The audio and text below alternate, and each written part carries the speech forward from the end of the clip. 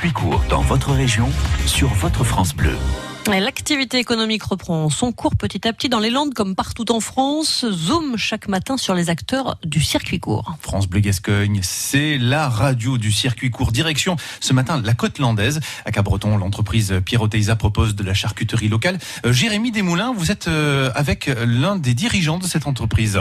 Bonjour François Pifto. Bonjour. Alors donc Pierre Oteiza à Cap-Breton. Pour ceux qui ne connaîtraient pas votre concept, votre boutique, que proposez-vous ?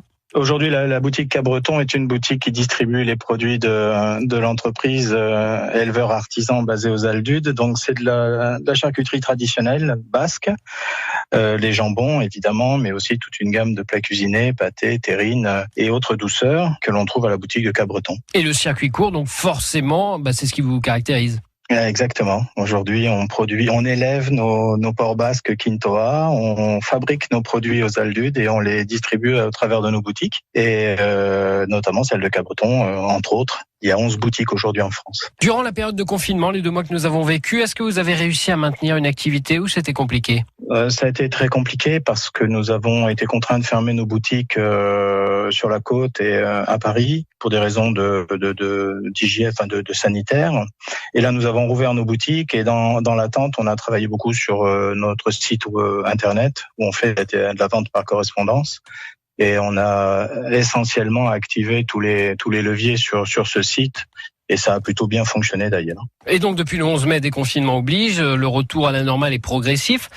Est-ce que pour vous, c'est un retour à la normale ou non ? Non, pas encore. On est sur un redémarrage. Ça reste relativement calme. On attend les touristes, on attend les bonnes vieilles habitudes telles qu'elles sont les autres étés, c'est-à-dire beaucoup de gens dans les rues, beaucoup de gens qui font du shopping le soir après la plage. Et aujourd'hui, ça reste encore très calme. Économiquement, le confinement a eu un impact forcément sur toutes les entreprises françaises. Est-ce que pour vous, l'impact a été significatif ou vous arrivez à vous relever ? L'impact est significatif. On est impacté comme beaucoup de monde. Évidemment, on va tout mettre en œuvre pour se relever parce que c'est l'objectif. Il faut qu'on survive.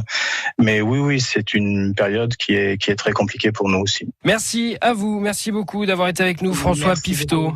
Merci, à bientôt. Une belle journée.